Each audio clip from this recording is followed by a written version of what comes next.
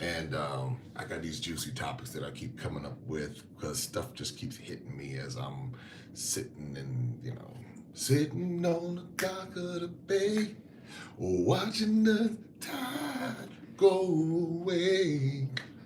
Ah, all right, I can't even whistle anymore. Oh man, uh, I can tell you what I'm about to hit you with right now is going to be another one of those deep topics.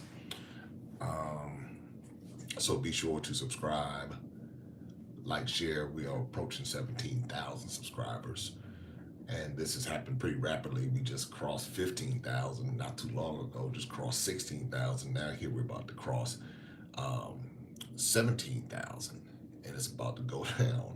It's about to go down. Make sure you hit the notification bell also so you get notified when I go live.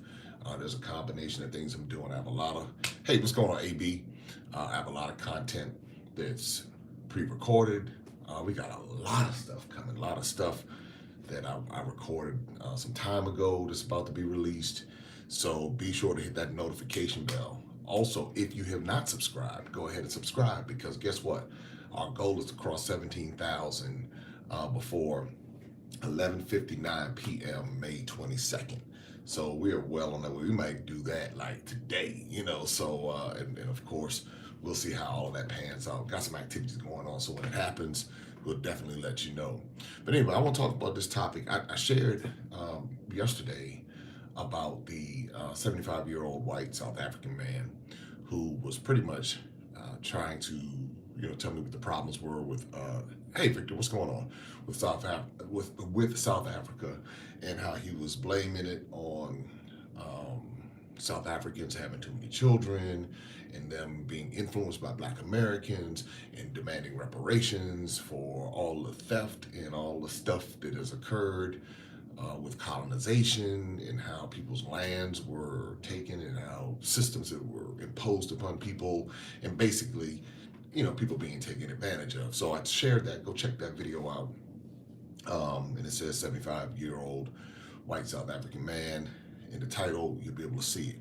So what it prompted me to do, and this is why I say travel is so important, because I would not be thinking like this had I not had that conversation with that man, had I not seen the things that I've seen in the 17 countries I've been in Africa, and then also going to Bermuda, and then also going to South America, going to Brazil, and things I've seen in Haiti and Jamaica, and right there in America too. I wouldn't be thinking like this had I not traveled, and that's why you see me encouraging this travel movement to different places throughout the continent of Africa, because you begin to learn so much, you begin to see so much, and then it caused me to start thinking about my upbringing and things that I've seen in America. So there's this mindset that I hear all the time, and it's telling, and I hear it when I come to the continent. Um, hey, what's going on, Michelle? Thank you. Um, I hear people say, well, when we talk about Black people or African Americans or Afro, anybody who's a part of the African diaspora, I hear people say, y'all need to get over it. Y'all are damaged goods, all kinds of different things. And I hear this from people who don't recognize that they're just as damaged. And they're thinking they're okay, but they don't realize how damaged they really are. Um, and so because they don't realize how damaged they are, they think they're okay. Well, no, we've gotten over that. We've let that go. We're now moving forward. We're moving forward in this process without realizing that the process is almost like sometimes somebody can whip you. And if you don't feel it, you might think that you're okay, but you're still getting whipped. You're still getting whipped. You're still getting beaten. Sometimes the whip came with a crack and a chain or whatever. And other times it comes by way of systems, psychological games, religious games, economic games. And this is what I am trying, this is another way of bridging the gap to help people understand that those who are part of the African diaspora are really no different than those people who are in Africa and dealing with the same thing. Many of the lack of opportunities that are happening on the continent of Africa is a direct result of the same things that occurred with those who are part of the African diaspora. Now, some people say, well, it's the African leaders' fault, and it's the African leaders did this, and African leaders, and I always say, who selected or elected them? If it's corruption everywhere on the continent of Africa, that now should prompt someone to say, wait a minute, this is bigger than any one particular leader. If it is a chronic problem throughout the entire continent, there must be a bigger system at play that's allowing this to happen. The minute something goes down, there's a coup, there's some sort of overthrow, somebody mysteriously dies of an illness, but it's rumored to be poison. It's, all of this stuff is happening. And like some people just can't see it. Some people, their minds are just so abused that they can't see what's happening right in front of them. And that's why I call that a gaslit mind, because they don't want to believe that. They want to believe that, that there's world peace and there's peace and harmony. And there's never been, if you look throughout history, there's never been world peace. There are times of peace in certain areas, but best believe there's always someone trying to come in and encroach on different areas to cause strife, division, and ultimately overthrow. And there, right now, there are wars happening. Everybody's focused on Ukraine and Russia and all that other wars going on all throughout the world, because the same players are still fighting for territory. They're still fighting for resources. They're still fighting for the controls of people's minds. And so when I thought about this statement and talked about, why, I hear it all the time, why Black people are always told to let stuff go and move on. But how do you do that if the same stuff keeps happening on a regular basis? How do you move on from something that continually happens? How does a wound heal that is continually being chipped at? And it's not done, sometimes, again, it's not done the most direct way. Sometimes it's done indirect ways. Sometimes it's done by way of entertainment. Sometimes it's done by way of mass media. Sometimes it's done by way of religion. Sometimes it's done by way of economic opportunities or lack thereof. So all of this stuff plays a part in it. And so I thought to myself, because I even used to think like that, I was like, look, y'all, we're not in the 1800s anymore. I think times have gotten better. We have opportunities, and this is the truth. We have opportunities that our ancestors didn't have. Why are we sitting up here whining and complaining about racism and all of that? Because we need to move on past this thing. And then I started learning a little bit more, and I started understanding that in 1865, slavery did not end in America, but they told us that it ended. And so that's a form of gaslighting, to be able to tell you that something ended, but it really didn't end. Then I started researching the 13th Amendment and understanding. They said, well, slavery is gone except by way of punishment for a crime. So now they can make up laws and they can create a crime and they can lock you up. The interesting thing that I see, a recurring theme that I see through in America and I see in Africa, is that anytime someone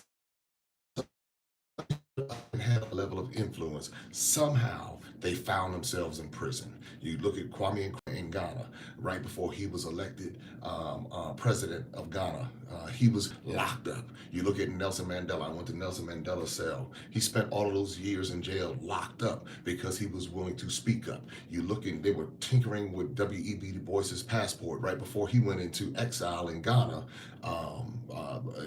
back in the, I forget what year he did it, but these are things, these are the things that I began to see, these recurring themes, and they would always seem to kind of have the prisons on an island or some remote area. I was just in Senegal in Gorée Island. That is a remote place. That's an island, obviously, to keep people from being able to escape. You have Bunce Island in Sierra Leone. Today was Robben Island in South Africa. So I'm looking at this and I'm saying to myself, there are these things that we've seen and dealt with historically over the years, but everybody says, you know what? Let's get over it. Just get over it. Just put that stuff in the past. But then you hear people, the outcry for people today saying, where are the opportunities? And when I say this, meaning not that there are no opportunities, because there are opportunities, but where are the opportunities the same way they are in Europe, and the same way they are in Canada, and the same way they are in America? Where are the opportunities? And so what is that? So really, when you understood what was happening during those times, those slavery times, what they would do is to go get the best of the best and take them to where they would go get the best of the best and take them to the West. And so now the way they do it is by way of luring and saying, come on, if you want to do this, you have to get educated in our system. And if you want to, there's nothing where you are. Where you are is trash. As a matter of fact, you're trash, but I'm not going to tell you you're trash. I'm going to tell you that you're great, but I'm going to underpay you, because how I compensate you really tells you how I feel about you. What I'm willing to pay you, because I'm in a capitalistic system, so what I'm willing to pay you tells you how I really feel about you. So, when going and looking at all of this, I'm looking and I'm saying that as African people, people of African descent, many of us don't even realize that we have been traumatized. Because who wants to, I heard one dude say, I ain't a descendant of no slave, this Black American. I ain't a descendant of no slave. I'm saying to myself, I was thinking to myself, as a matter of fact, bro, you still are a slave in your mind. And so because he was saying it like this was some sort of stain, he didn't saying it without even understanding what happened, saying it without understanding what the people had to go through during those times, because his level of understanding was in his little bubble, in his little area in Prince George's County, Maryland, and maybe some stuff on the internet, and that's all he had. And he was really basically insulting the people without even understanding their plight, without even understanding that someone had to live in order for his raggedy behind to live. But yet he's now downing them without understanding the context of the story. And none of us really understand the full context of the story. We understand what we've been told. We understand maybe we've gone to see some things, but none of us have lived that life. None of us have gone through that. So I want to give you a couple things tonight to think about, and it's gonna get deep. Go look at the other one that got deep with the little white man, the little 75-year-old South African white man. But this is gonna get deep, and I'm gonna give a couple of ain't no warnings. I'm just gonna say what I gotta say, and leave it at that, and to really help us understand how to get free from this stuff. And again, I asked the person, how do you get over something that keeps happening every day? If somebody's being beaten, how do you get over it? Now, the way that you cope, there's a difference between getting over and coping. Most of us have been trained to cope with this type of dysfunction or trauma or whatever by way of gaslighting ourselves, by way of telling ourselves that our reality is not our reality. And they do this in religious settings perfectly. It's amazing to see how this stuff weaves together. I've been in church, I've spent 25 years in the church world, so I do have a reference point. But it's amazing how somebody can go to church and the preacher will stand up there and will say, you are the head and you are the tail. You are above and you are beneath.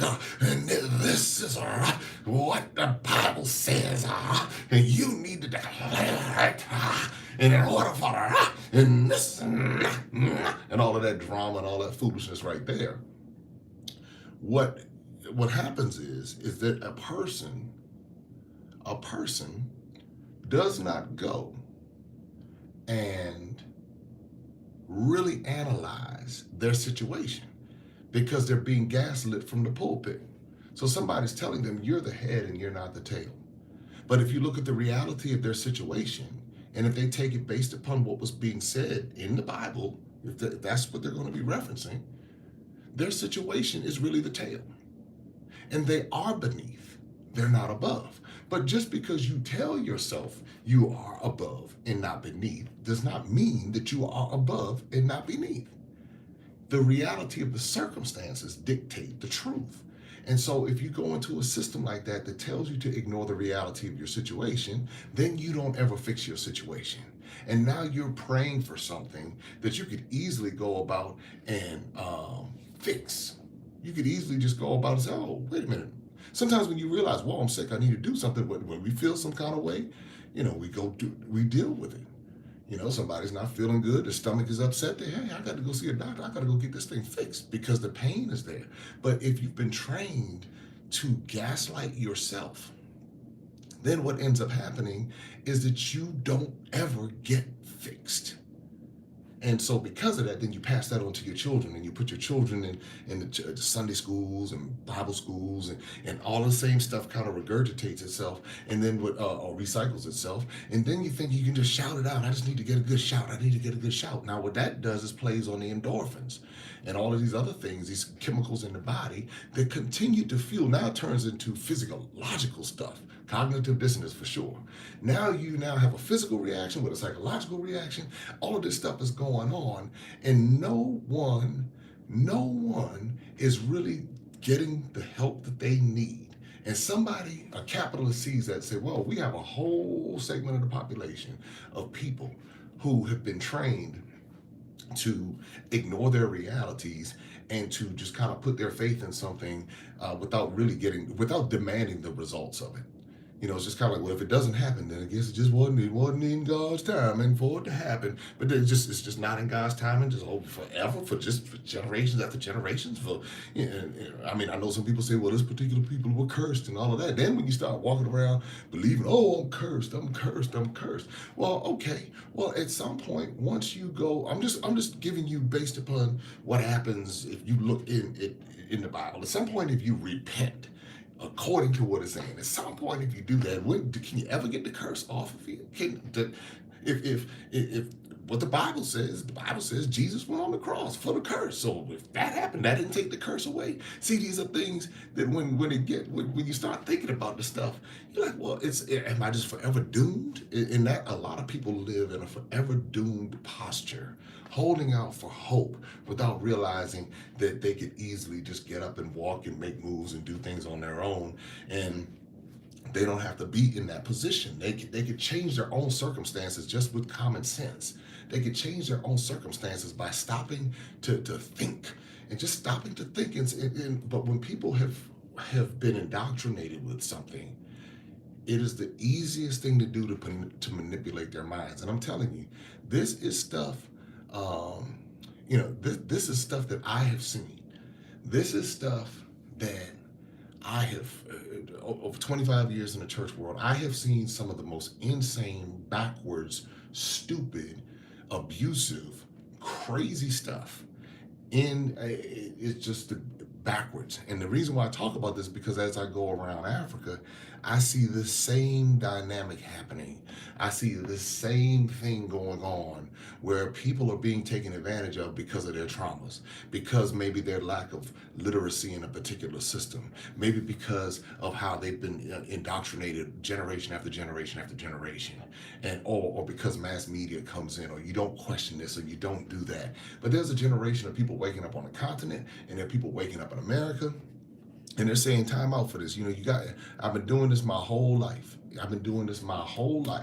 And I'm stuck in the same place. I'm doing this. One lady tried to comfort me. No, they shouldn't be talking about health issues on a Sunday morning. That's the time where they should be praying. Well, what are they praying for? Tell me what they're praying for. They've been praying for 20 years. People still got the diabetes and the high blood pressure. People still getting sick, cancer, and all this other kind of stuff. Please help me understand. What are they praying for? They're praying for healing. They're praying for a miracle. They're praying for all of this stuff, but they have the same bad habits continuing that same day.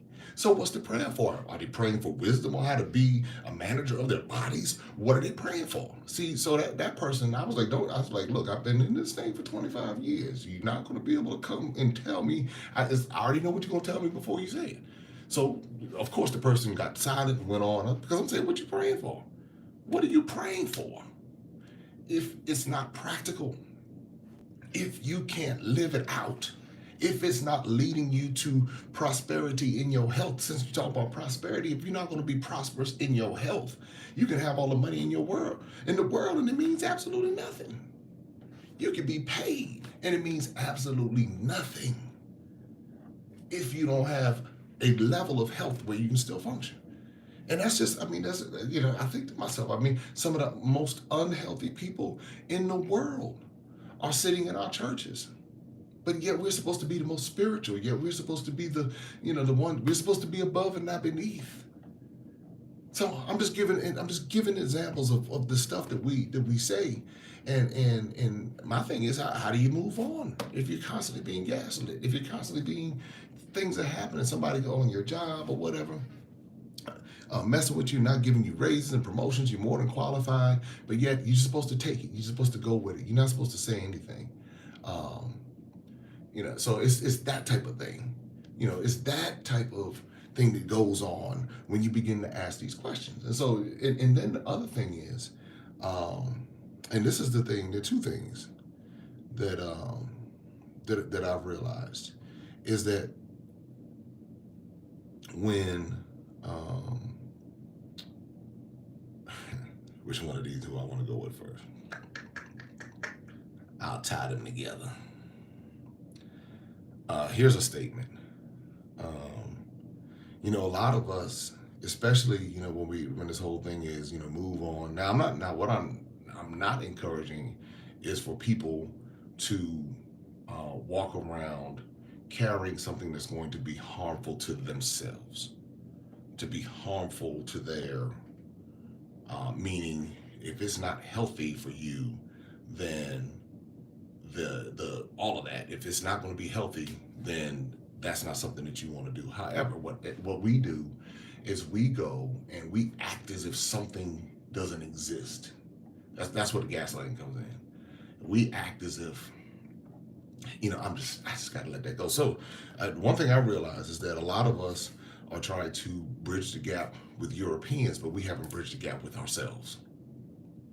That's the thing. We're trying to, oh no, it's okay. Okay, it's no problem. Smack me in the face, smack me back. It's okay. It's no problem. It's no problem. It's no big deal. Just do whatever you got to do to me. Beat me up. Steal from me. Steal my land. Come in and go lie on me, imprison my children, kill my children. I don't care. I just got to deal with it. I just got to suck it up and deal with it. And I can't say nothing because if I say something, somehow I'm going to be going against God. And if I do that, then I'm going to be struck down. And I just can't deal. Oh, I just got to go. Oh Lord, and I just tell you, I just got to go and deal with this, and oh my God, and I just can't say nothing. I just got to take it and just do. I got to keep coming up the rough side of the mountain, and if that's the case, then I just got to. And so what begins to happen, and I'm gonna let y'all handle that. Y'all handle that. Y'all know what to do. There are a couple things that I've observed in 25 years in the church world. And one of the things that people don't like is that when you go and you begin to talk about this is where people get dumbed down and gaslit, because then they say, well, why we got to talk about race? We are all supposed to be getting along, and we are all supposed to be, in the Lord, and we are all in this house. Well, first of all, if you read the Bible, there's ethnicity and genealogy talked about all throughout the scriptures. So if you do that, then you begin to understand that exists within the scriptures. But this is where people have a problem with being spiritual, and then being with this is where they get gaslit, because now they're just spiritual and they stop using common sense. Until it comes to Donald Trump or somebody like that, then they snap out of it all of a sudden. And now it's like, get him out of there. He a racist. And this, that, and the other. We need Master Biden to get in there. We need to figure this out. And all of a sudden they snap out of that thing, but then it's time to get spiritual. Well, and they go back into that mode. I'm telling you, being gaslit is a really sad thing.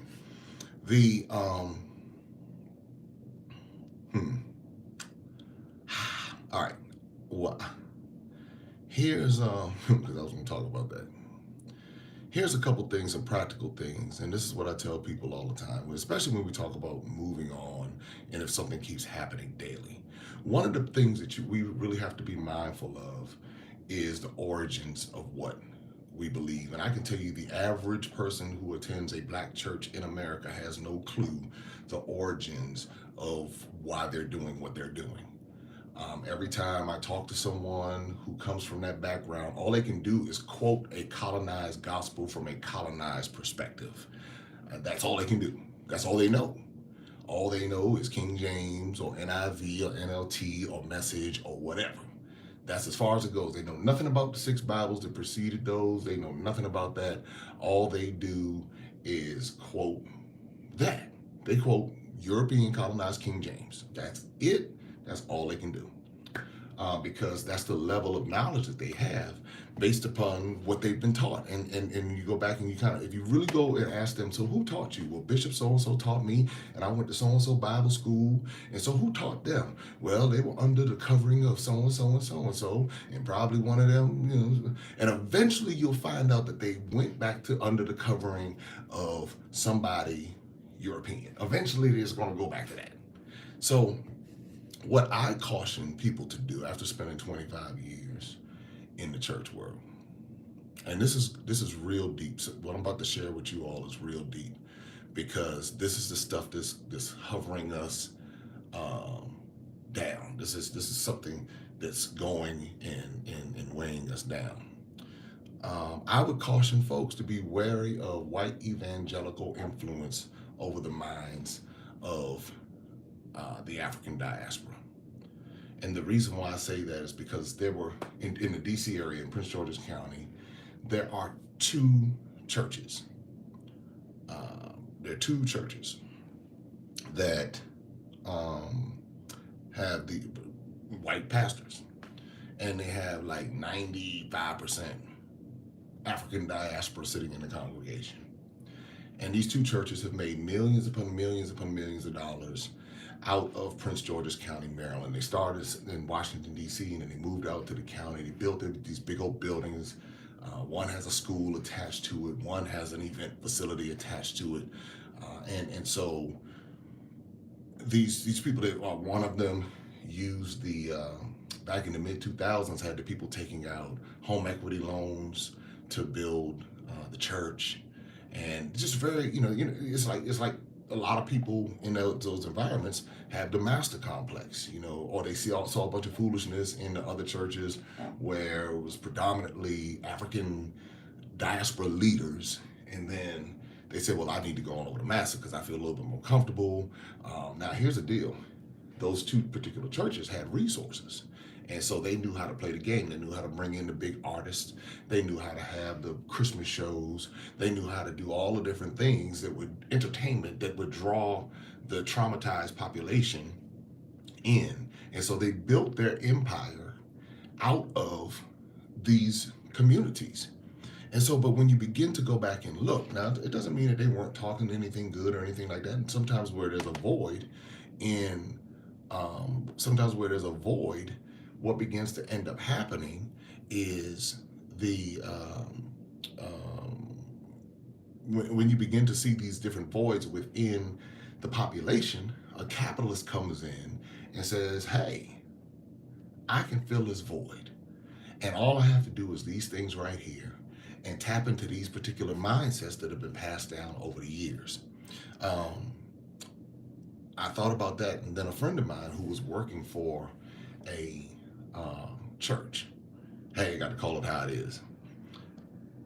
He was working for a church, and this is what these white boys do. They go and they do a lot of analytics, and they sit down and they say, okay, listen, we're about to crank this stuff up. We're going to go and start doing these church plans.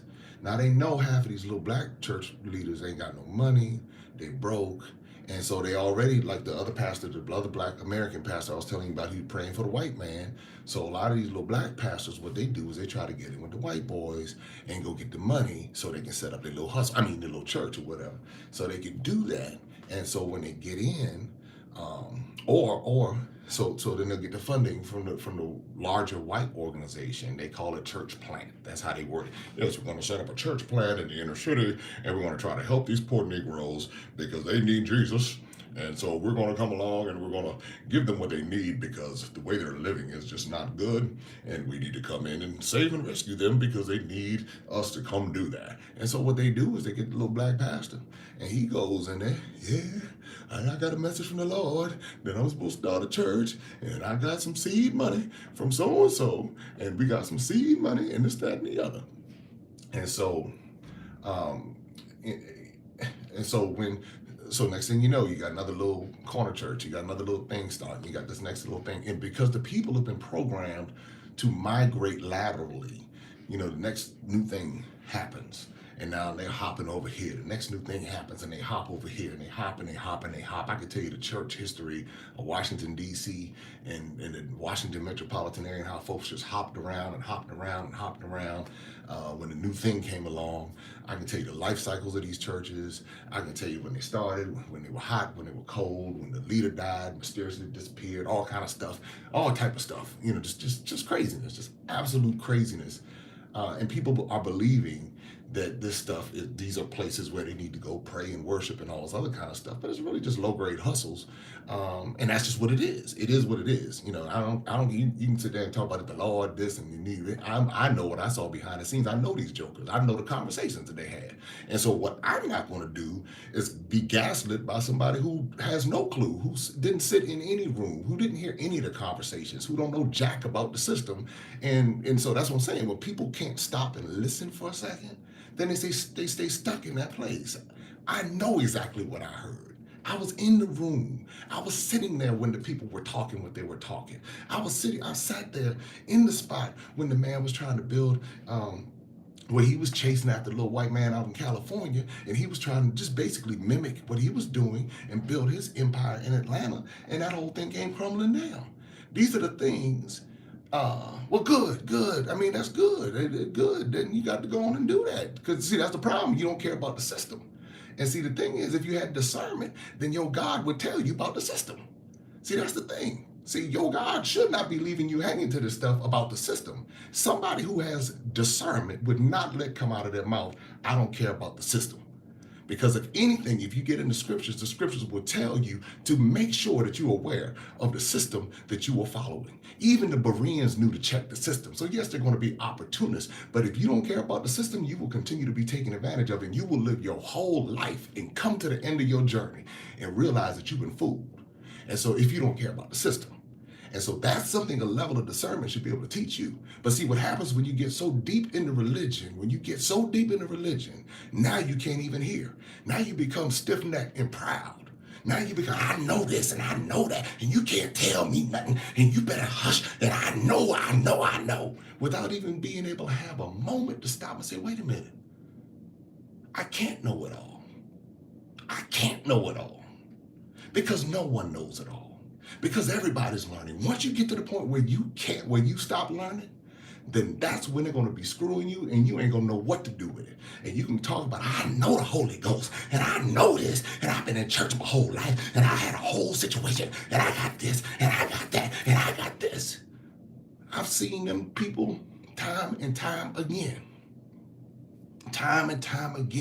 talking and all of this, that, and the other, and ain't got nothing to back it up with. Time and time again for 25 years. So my caution is to be able to listen and learn from experience, wisdom, and knowledge, and not just get caught up in the emotion of what you think you know. Because I'm telling you, what you think you know, you don't know. Well, no, obviously not. Well, of course, religious people know everything. I get it. Certain religious people, I should say, know everything. But what I'm trying to educate you to, and what I'm trying to get you to understand, is that when this thing, hey, what's going on, Marshall? What's going on? You can't take 25 years of being in this stuff, seeing this stuff, knowing this stuff, and dismissing this stuff just because I just want to. So, a buddy of mine was telling me he was working for this church in Northern Virginia. Well, I'm not calling out names or whatever, but this is a good note and a good lesson. So I told him, I said, watch them boys. I said, watch them. I said, them white boys coming out of Florida setting up them church plants. And so what they were doing was setting up churches in Northern Virginia in movie theaters. And yeah, I know, John. but I shouted that out there for the next person who watches a little bit later.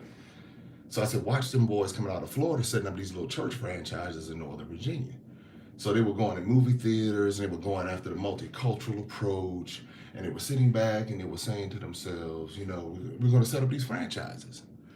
So a lot of times what happens is a lot of people go to like predominantly African diaspora churches, they get um, frustrated with the hocus pocus, or they've been to 5 churches and they're tired, and they're like, look, I done been through this stuff, I've seen this stuff, I'm tired. So what they do is they will go over to, let me go to a multicultural church. Let me go to a church that doesn't have all that hooping and hollering and all this other kind of stuff going on. Let me go, and most of us don't even realize that, like, a lot of that hooping and hollering and church dancing and stuff like that, and the chicken wing and all that is basically coming from voodoo from West Africa. I played a video and I showed the dances, how they dance in West Africa with the voodoo and what they do in many of these black churches. Same dance. It was the identical dance. There was no difference in the dance. The same, the feet going, the feet doing it, and all of that stuff that's going on.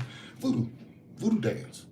And so, of course, some black American who's drunk will say, well, no, they took it from us, and they got it from us, and they've been doing this for thousands of years. And the black church didn't even exist 200 and some odd years ago. The black church is a new invention. So this whole country is a new invention. If you go back 300 years, this country didn't even exist. Well, maybe it did. No, not even 300 years yet. So everything that we're doing is new in this particular country. If we talk about, I'm in South Africa, maybe not South Africa, but in America, it's new. And then the stuff that they transplanted in in Africa, that they brought over here from America, that's all new stuff. That's why when people start, you don't know what you're talking about, saying you're doing something that's barely 250 years old. Barely 250 years old. Go back into the history of the denomination, the black church, see what it was birthed out of. Most of these black churches were birthed out of rejection, out of wanting somebody to accept them. I went down to South America. You saw where the little black Catholic men were standing there because they weren't accepted in the white Catholic church. They wanted to go start their own black Catholic church. And so all of these divisions got happening. And so this stuff trickles down to us today. It trickles down to us because now what ends up happening is we're following systems and we're following things that impact us economically because we're giving money to institutions that are not like, and of course, I'm not saying all churches. I mean, because there's some churches that are really working hard to do the best that they can with what they have. But many of my friends are pastors and they are absolutely clueless. Hear what I'm saying to you. Many of the leaders, as a matter of fact, I'm thinking about all the pastors that I know, and I know a whole bunch of them, and not one of them, not one has any in-depth understanding about what truly happened. Or let me say this, they might have an understanding, but they haven't shared it, about what really happened on this continent of Africa as it pertained to the African diaspora and as it pertained to Africans. I haven't heard it. Maybe somebody talked about it a little bit here and there. Maybe some old school preacher did. But the majority of the people who talk about Africa and the African diaspora have no affiliation with any religious entity as it pertains to the African diaspora and what happened to African people around the world as a result of both slave trades, Arab and European and trans-Saharan. I just haven't heard it. After I'm almost 50 years old. I mean, how do I go a half a century and haven't heard it around as much church as I've been around? As much church as I've been around in 25 years. Tell me how I haven't heard it. And all of this time, I see people run around. I seen Todd Hall come through, have people throw money at his feet. I seen Bishop Long get on the phone and Bishop Long and have the ladies call up there and stuff. I've heard all types of shenanigans and foolishness in 25 years. And so I'm trying to figure out exactly if the people don't know this stuff about their origins and their history, and when you begin to, and this is for the Bible thumpers, when you read the Bible and you see exactly how important genealogy is, then the people who don't even know their own genealogy, they don't even have a connection to other than what that person is saying on a Saturday or Sunday. They don't even know what's going on. And so they just kind of get in these motions in this cycle. And so this is what I was telling this brother. He had been through the whole black church thing. And so he finally got tired. He said, he had been to the prosperity preacher, and they'd had him doing all of that stuff, had the people real vain and going through all of that. So then after they went through that whole deal, then where did they go after that? They might not have been going anywhere for a second. Or they were checking around. Then they got hooked up into the multicultural church and all that kind of stuff. So he started working full time for them. He went through a period of unemployment. Then he started working full time for the church. And I was like, yo, be careful. I said, because now, you went from the pimp dude. Now, I said, these white boys got it real clever with their pimp thing because they're not ghetto with it. They're real sophisticated with it. They got like the system thing that they, so they're going to plug you in and they're going to use you basically for your blackness. They're going to use you and put you up. You got some charisma. They're going to put you up in front of the people to be the hype man. And so when it comes to the hype man, they're going to put you up there. I said, but there's going to be a limit to it. Because that limit is going to be, you're not going to have any equity in this situation. They're just going to use you. They're going to compensate you with an attaboy. They're going to give you a little title. They might give you a job, but they're going to underpay you. 9 times out of 10, they're going to underpay you. And then they're going to start asking you to do all these different things. And if you ever rock the boat, there's going to be a problem. And so I told them this. Now, a lot of people, they ignore. They ignore everything. Yeah, you don't know what you're talking about. And the Lord told me to do this. Oh, okay. All right. Go ahead. Now, he wasn't quite like that, but there were others. And they had to, come back and they came back and told me, yeah, you were right. Yeah. So, but he went through his journey. And so he hit me up. He said, man, it went down just like how you said. That they used my, put me up there as the hype man. But then when I started asking questions about different things, now all of a sudden we got to have these meetings and we have to sit down and have these different kind of conversations. And I said, and here's the deep part. I said, if you go back and you start understanding who's making the money, I would be curious to see how many brown faces are getting any of the equity that they're getting, those people at the top. I said, so basically what they're doing, this is another form of colonization. They're coming in to these areas and they're now starting to extract and exploit in that, even multicultural and all of that. There's a dude in Ghana right now. He has a billboard up and he talks about just ministry, something or another. And I thought it caught my attention. I was like, well, that's kind of catchy. Okay. But then I saw his face. I said, oh, watch him. I said, watch that joke. I said, now he's over here in Ghana with all these brown faces. He got his little white face up there. And now he might be smart enough not to have a white Jesus in his situation. And it's not that, it's not that white people can't help and all of that, but you got to raise an eyebrow because why is he picking to come to, what is it about all them brown people that he feels that he needs to come in the midst of all those brown people and help these poor brown people? It sounds like Mormonism to me. It sounds like, that's how the Mormons think. That's how the Catholics think. They come in, we got to fix these people like there's something wrong with them. And that's the thing that when I was talking to the old 75-year-old white man from South Africa, that was his mentality. These people are having too many children. And so they need to stop having these children. So basically, so we can protect my money. That was in essence what he was saying. And so I'm saying, and I said to him, I said, well, you all changed their system. What if their culture was the fact that they could have as many children as they wanted because they had the land, they could grow the food? So why should they stop having children?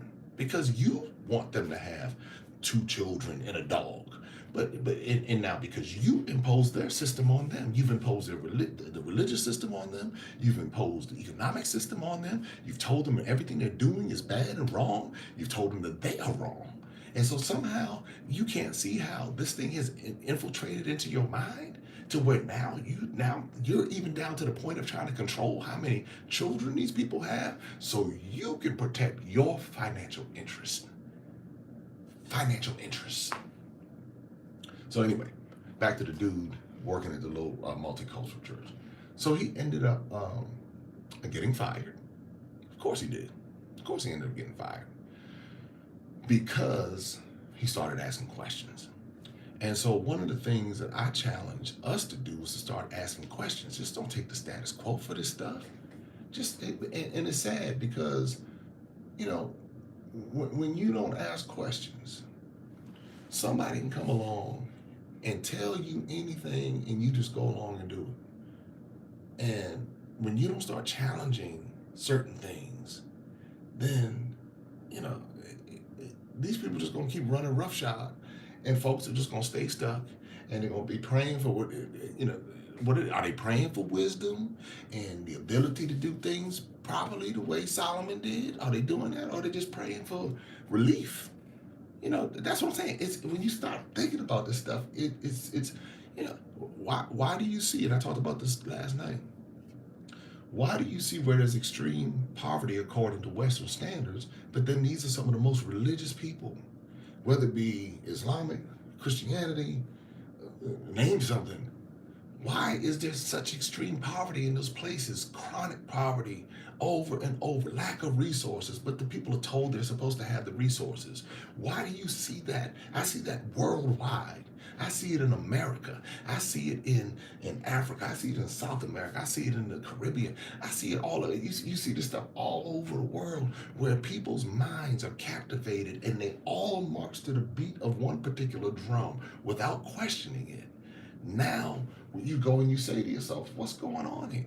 My thing is, this is just like with the Democratic Party in America. It's like a religion, it's like a cult. It's the same difference.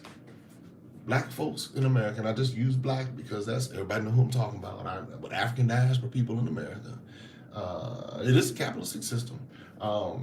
African diaspora people in America, brown people. Yeah, y'all go ahead and hit the like button. Y'all know what to do. I'm just talking. You know, I'm vibing. So y'all, folks in the chat, y'all tell them to hit the like button and all of that. So what is misplaced anger? I see misplaced anger. I don't know what that means. Misplaced anger. I mean, if somebody's doing something to you, I don't know. The only way you misplace the anger is if you gaslight yourself and say that what you're feeling is not real.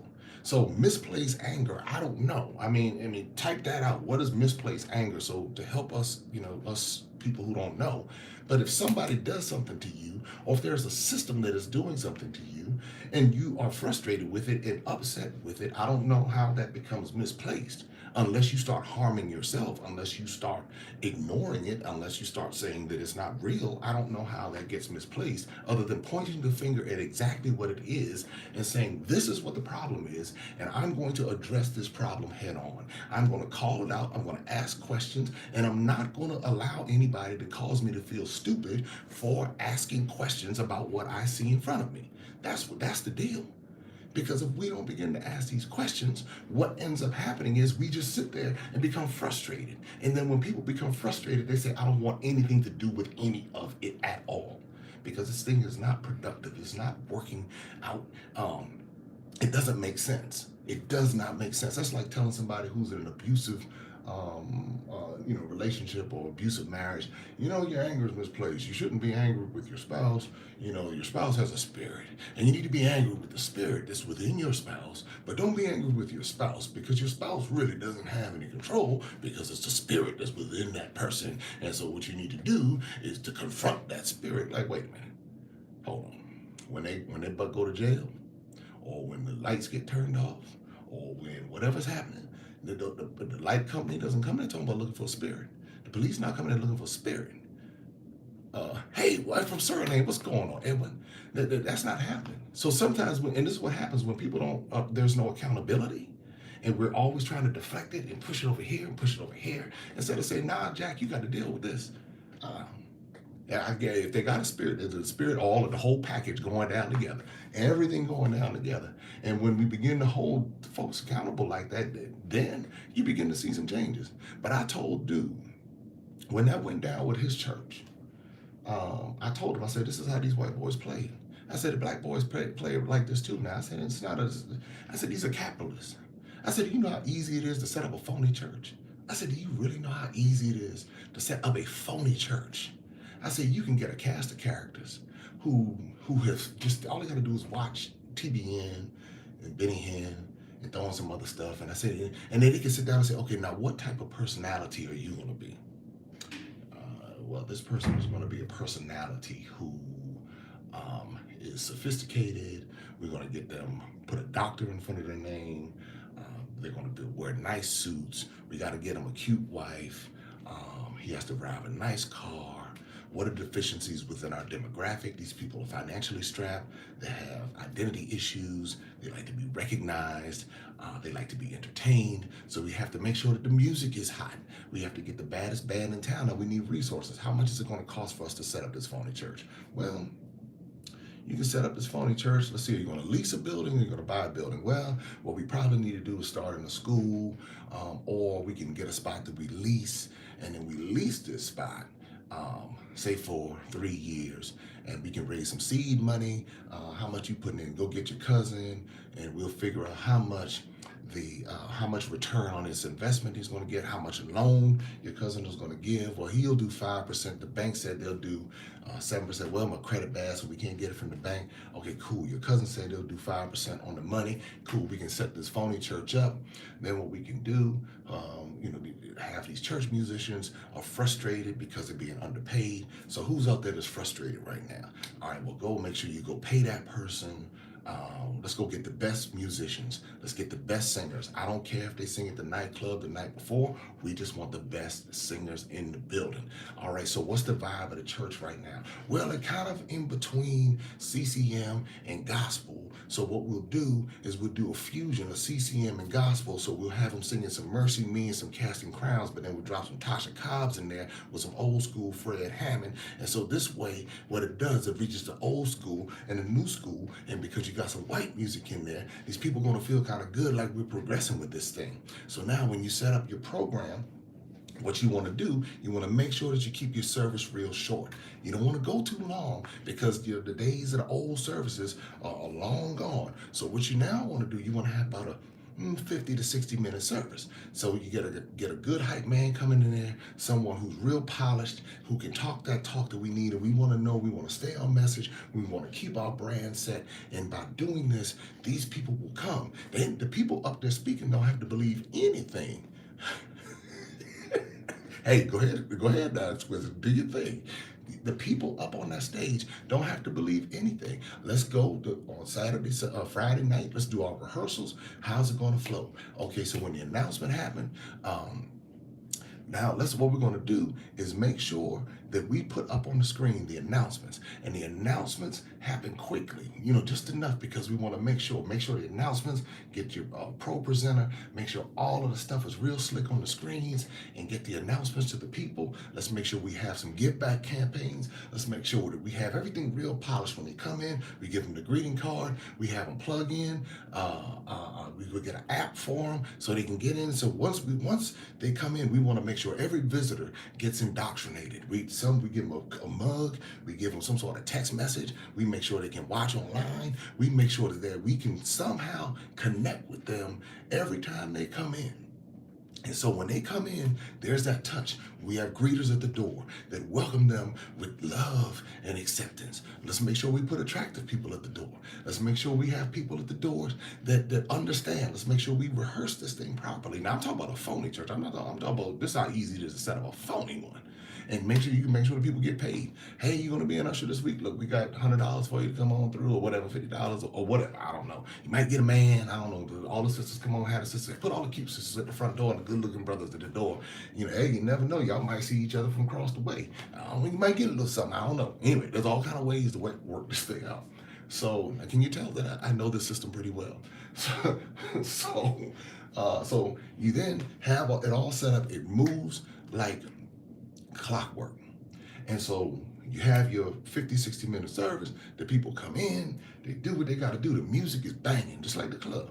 People come in, they crying and everything. Preacher get up there, offer motivational words, sprinkle a few scriptures in there. Boom, now it's time for the offering. Make sure they can give online, because if they can't give online, you don't want them to get out the door. You don't put a whole lot of pressure on them. Don't tell them they're going to get cursed or nothing like that. You just go and you say, hey, this is easy for you to give. This is what we're doing. We're going over to Africa to help the poor Negroes in Africa because they don't have snow. And you know what they told us back in USA for Africa, that they need to get the feed, they need to be fed, and so they don't have water over there. Them poor things, them poor people over there in Africa, and we're gonna start a seed church over in Africa. This is what we're gonna do, and then from there, and by the time it's all said and done, you in your mind you say we're targeting professionals who have college degrees and they earn X amount of income.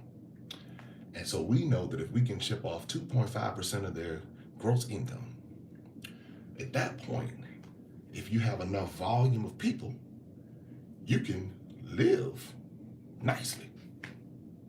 I've had people tell me this. I said, oh, my. I had one pastor tell me, look, I'm just trying to make sure my service is sexy so people will come back week after week, my Sunday service. I just want to make sure it's sexy so they come back week after week. And if you tap into a particular mindset of people, they're not even going to question what's going on, because they don't know. They don't know that a lot of this stuff is like new invention. They won't even go. They won't even sit down long enough to think that deep, because they're too busy trying to raise their children. Hey, I done told all the secrets. Oh, I done told all the secrets. I can go tell some more secrets. Y'all don't even know. I can tell some secrets that'll rock the boat. I'm trying to tell you. Now, no preacher out there, not one, would come back and say, nah, man, you don't know what you're talking about. They'd be like, dang, dude, what? How deep did you get into the system? You don't even want to know. And this is a fake church. That's what I'm saying. This is a fake one. So this is how easy it is. And I see it happening all over the place. I can step in and say, oh, okay. I could look and say, okay, this is what this person's role is. But because we don't question, that's what I'm saying, we don't question it.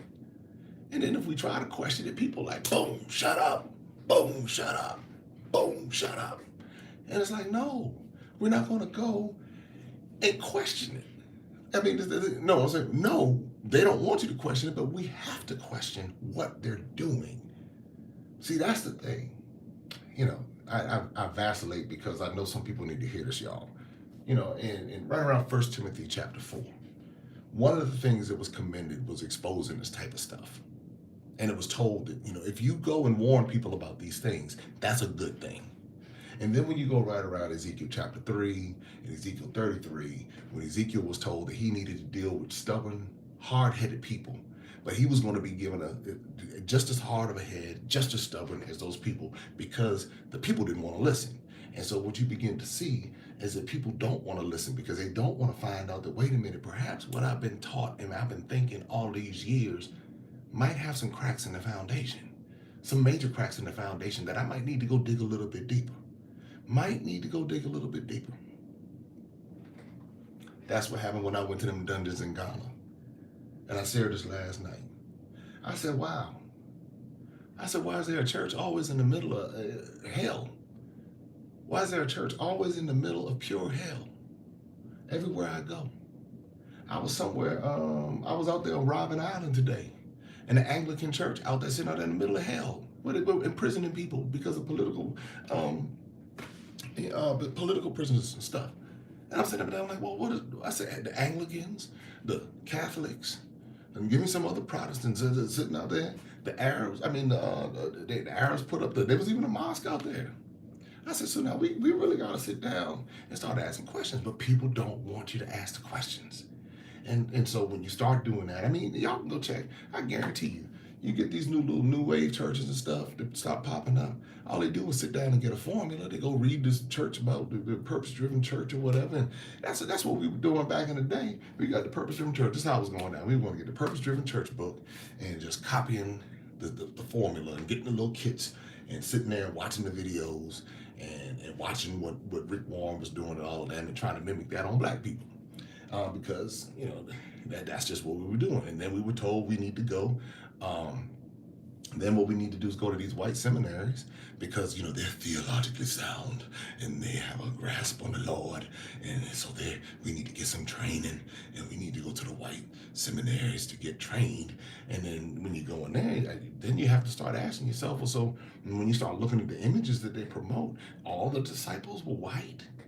So God didn't speak to black, brown people. He just only spoke to white European people in Africa. Really, come on, y'all. I mean, see, it's like common sense stuff. Common sense stuff. When you begin to look at where the scriptures are located, and then and you begin to look at this, and you say to yourself, well, why is it that with all the images that we have, there's no representation of like the people who were in that area? Why? They talk references Ethiopia, Abyssinia, Egypt, and they didn't have any borders back then. It wasn't the borders that we know today. But it's like, wow. And so you need to tell me in all the images, all of these people were like light-skinned Europeans? And somebody was like, well, it doesn't matter. It doesn't matter as long as the blood was red. All of it doesn't matter. As long as the blood was red. And I was like, wait a minute now. We have to begin to understand that these people are masters of what they do. And I mean, if the witchcraft, if you really want to find a witchcraft, that's what you see it in. When you see it, and when people are following an image that's false, a false white image, that's not true. Now, hear what I'm saying. I'm quoting the scriptures because people need to hear this to snap through some of this stuff too. So if the scriptures say that Jesus is the way, the truth, and the life, then how can you follow a false image? And that's what many of us have been doing when we have embraced this false white Jesus image. And it's still sitting up in our churches in Africa. People, it's not a big deal. It's really not. If it's a false image, if it's false, at that point, according to the very scriptures that people say that they're following, that is a false idol. If that's what you're following. But then you can't say anything about that because if you show that, now the people are thinking, oh my God, you're talking about Jesus? And oh my God, you're talking about, and you're like, wait a minute, what do you mean? What are you talking about? That's not that. Based upon what you say you believe. Based upon what you say you believe. That's not even what you believe. But yet somehow I'm sitting up here and Lord, and you talking about Jesus. And then that's when the little lady, just a few weeks ago, right after they had the little Easter thing, and they showed the video of her sitting there crying over a little fake white Jesus and calling it Jesus, like mourning the death of this false image. And this was in Africa. And the people were sitting there rubbing on his belly. I said, I don't know what y'all going into now. I said, y'all done crossed over into something else. It's like, well, wait a minute. I said, so now here you are. Y'all are following something that's not even real, but y'all calling it Jesus. That's what y'all calling it. And y'all calling this fake image. This thing is right here. This is what you're doing. I'm just saying. These are things that we have to start analyzing deeper. And if we don't, it's going to turn into, it's already turned into it. But and this goes back to the initial title,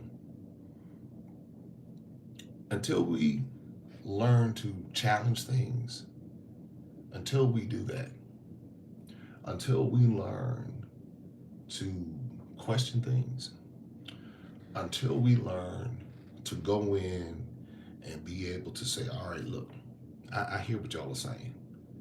It's amazing how once we get this little church thing set up, you start asking for my money. It's like as soon as I say, I believe, now I got to give some money. I believe, give me some money. And I'm telling you, it's the easiest thing in the world. It's the absolute, it's the easiest thing in the world because people don't stop long enough to think. And we have grown accustomed to just accepting the status quo. We've gone to do it. And I mean, and to the person who's, talking about, all the different things. The other part of it is that the people are, when I think back over the years I spent in the church world, nobody taught anybody how to discern them. Nobody taught them how to discern what was going on in Nobody taught.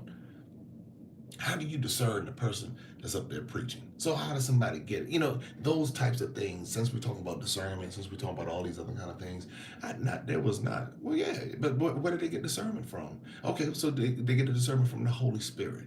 But then everybody has a different interpretation of the Holy Spirit. So now one person's interpretation of the Holy Spirit is that you got to speak in tongues, you got to run around, you got to foam at the mouth, and you got to do this, that, and the other. And if you don't do those things, you don't have the Spirit yet. You're not fully saved. This is what I'm saying. This is, you got all these different teachings all over the place. And if you don't believe in Acts 2:38 and you haven't been baptized in the name of Jesus Christ, forget our Father, Son, Holy Ghost.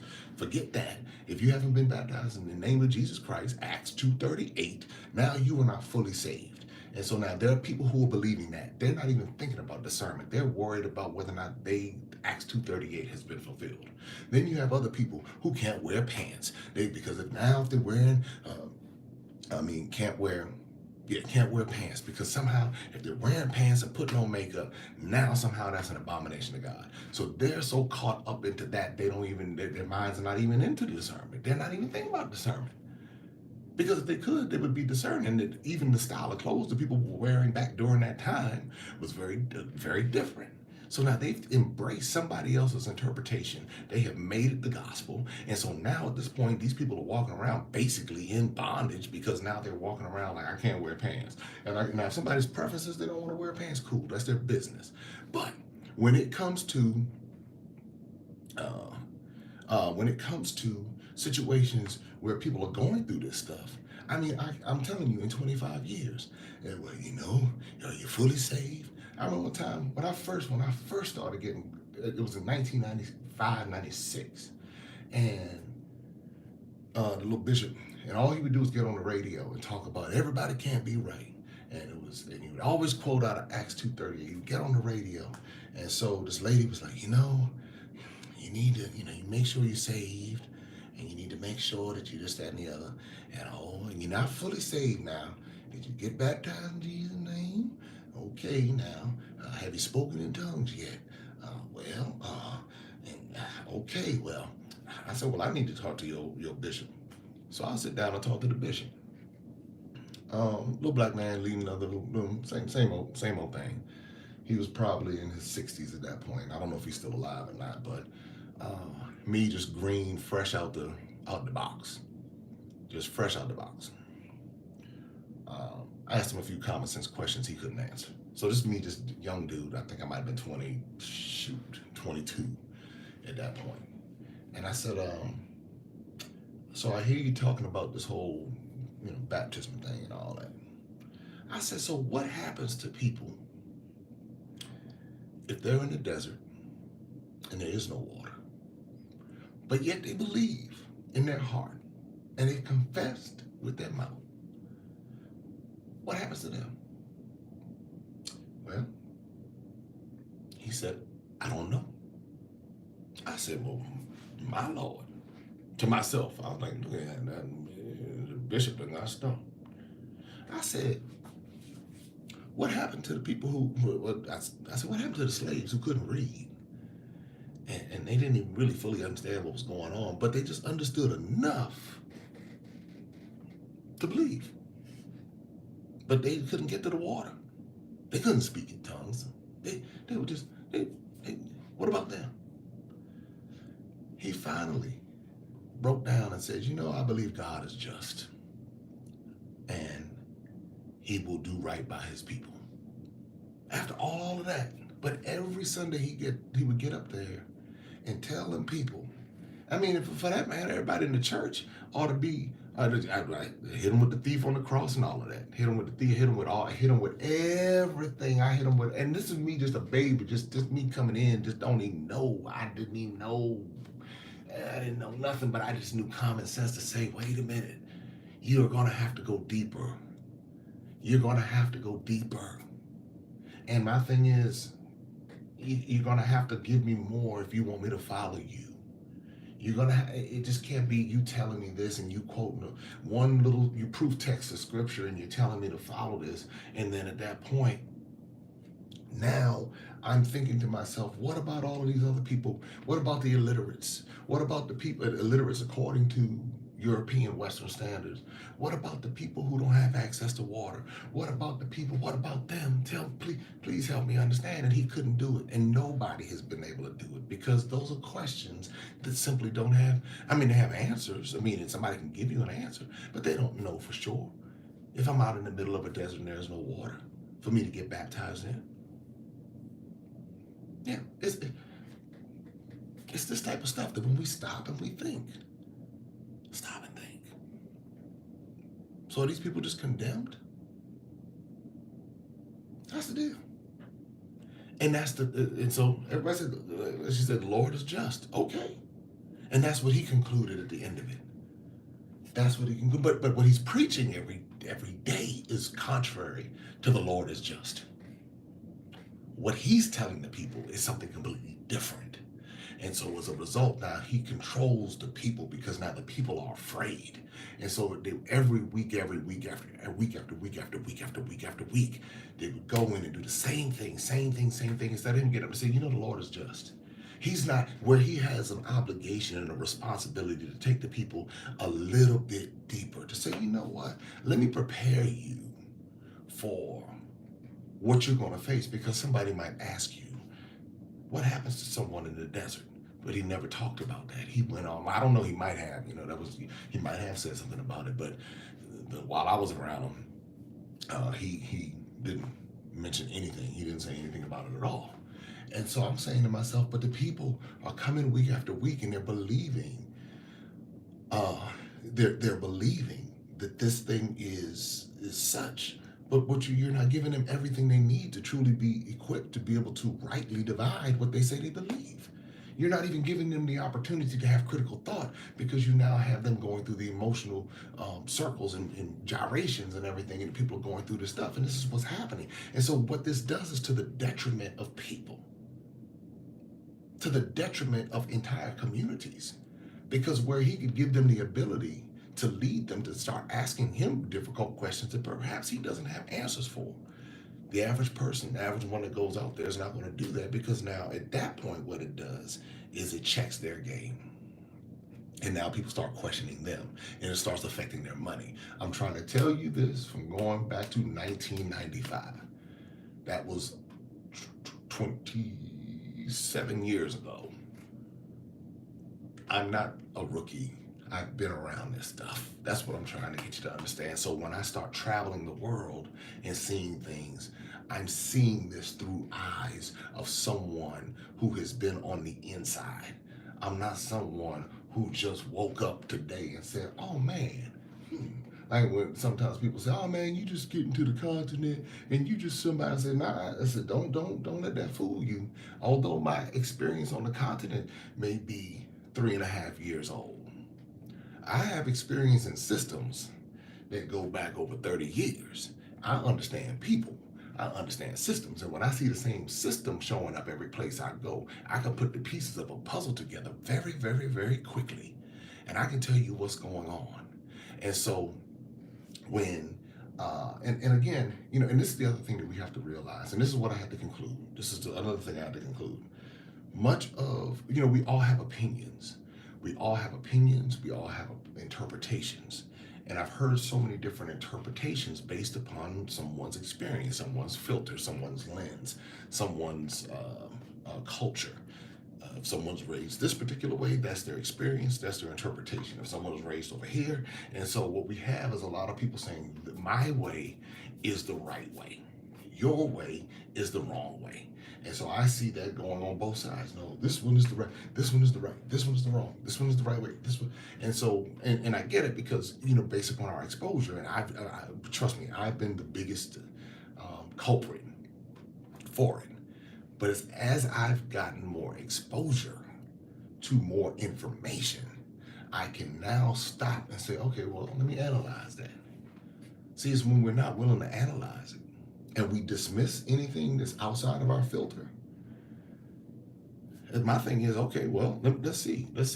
All right, if you can prove what I've been taught as being wrong, if you can prove, then let's see. And so when I went to the dungeons and I kept seeing the same recurring theme, when I understood that my grandparents and my great-grandparents, and we can go back however many generations, they were all taught by these same systems. They were all taught by these same religious leaders. And I said, well, when did this thing change? First of all, where did it start? Meaning, what we do in America. Where did it start? Or not even in America, South America. Where did it start in Africa? That's the deal. Hey, what's going on?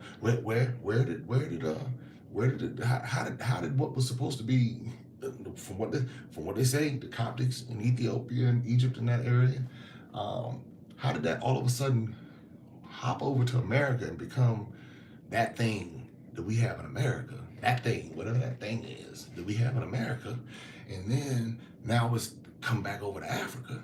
And it's now starting to spread like wildfire all throughout Africa. And people don't even realize this stuff is brand new. This stuff is new. That stuff Billy Graham was doing is new. You won't find an altar call in the Bible. There is no altar call in the Bible. The altar call is a new invention. Things that we do, you got to get up and go run down to the front. You got to do the sinner's prayer and everything. You got to do that. All of that stuff that Billy Graham and them were doing, that's new. The laughing people sitting there laughing and laughing and falling out on the floor and stuff like that. I say, no, but you can't question that. That's part of the spirit. Yeah, I bet it is a spirit, all right. I bet it is a spirit. I bet it is a spirit. And so you have people that are going through this stuff, and then everything West African was demonized. Everything West African demonized. That's when I knew. I said, how is it that everything in West Africa is bad? Oh, they got witchcraft over there. Oh, they got the bad stuff going on over there. They got something bad going on. I said, but who told them that, though? See, when you begin to go back to this stuff, and people don't realize that in Angola, the Catholics were, first of all, the Catholics started the European slave trade. Most people don't know that. That was the introduction. Because I asked another question. I said, so what did, I asked a question. I said, what did Christianity look like for the West African before the European came? I mean, what did their churches look like? What did it do? Stomp. Every stomp. Right there. Boom. What did it look like? Well, now I just want one example. I just need to see one African Christian church that existed before. I want to see it. Before the European came. Can't nobody show one. Can't nobody produce one. Because you got them everywhere else. You got cathedrals, you got mosques, So what did the African Christian church look like before the European came? In West Africa. In West Africa.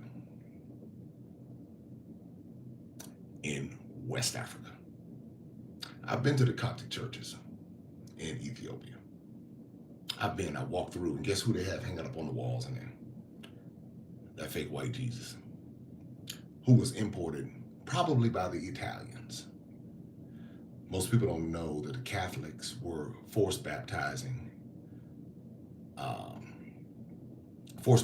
the Angolans before they would take them over to what we know as Brazil. So before they could get on the ship, they basically had to be converted. Where does this mindset of conversion even come from? See, we don't stop and think. Where does this mindset of conversion come from? To go into someone,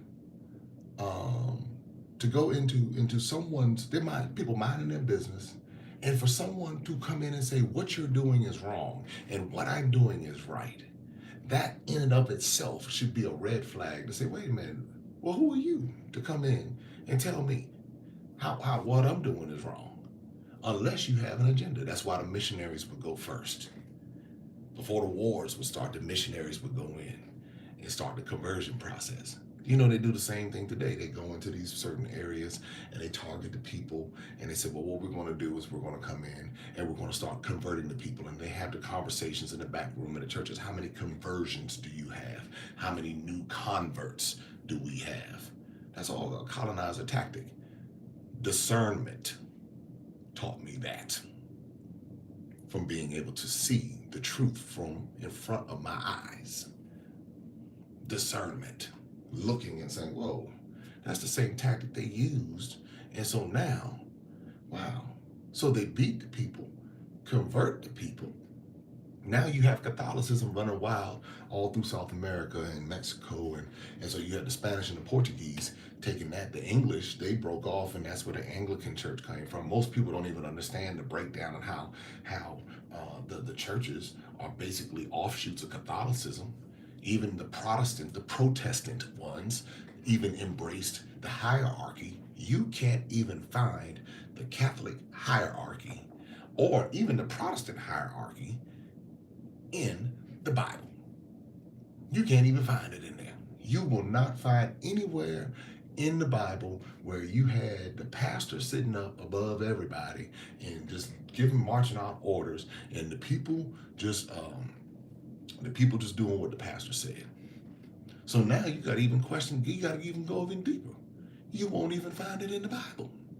I double dare you, I triple dare you to go find where the pastor's sitting at the top. Find the Pope in the Bible. You're not going to find the Pope in the Bible. You're not going to find the pastor sitting on top of everybody. And as a matter of fact, when that person, when Moses was trying to delegate and do all this, do all the different things and handle all the different affairs, his father-in-law came to him and said, man, what you're doing isn't right. But you have these pastors out here right now killing themselves, trying to run these churches, running themselves into the ground. You had the little dude down in North Carolina sitting up there talking about, little dude, I forget his name. He's about, I'm about to quit because I just can't keep going on. I did a video about it. I'm about to quit, and I can't take it no more. And I said, no, I'm sitting up here, brother. You need to go find something else to do because, man, you're finding out that the system that you're in is not even in the Bible that you're reading from. Now you're just using the Bible as a tool to collect that money. That's all you're doing. You're just using it as a tool to collect that money. Now you're about to run yourself into the ground because of all of this. Oh, I mean, some people don't like it. I don't care. I got 25, how many years in the game? Yeah, the one person you ain't gonna gaslight is me, because I've dealt with these jokers. I've dealt with them head on. So I got a whole play called the Church Mafia. So that should tell you something right there. You can watch it on my YouTube channel. Just type in the Church Mafia, and you can watch the whole thing. You can see everything. You can see me talk about the whole thing right there. My point in all of this is that when we, as people of African diaspora, begin to wake up, and you can recognize, because see, my thing is this: recognizing that something has happened. Now it's up to me to make an adjustment. I have to make an adjustment.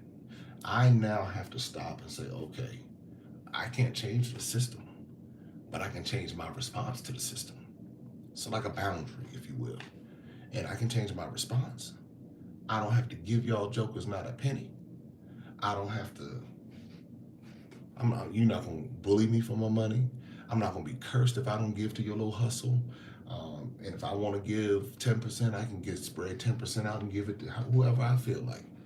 As a matter of fact, there are people out here who have billions and trillions of dollars and won't dare step foot in anything that you got going on. See, when we think that our money and our wealth and all of that stuff is tied to us giving to a particular institution because they say that we need to give to that, then that's when you got to stop and say, well, what if I decide to give it over here? You know, these are things that when you start thinking about it, you say, well, I'm giving my money, but I need to be paying off some other stuff. I mean, in one sense, I need to be giving this, and then in another sense, I don't need to be doing this. So do I not pay my rent, but I still give to the church? I pay the church rent.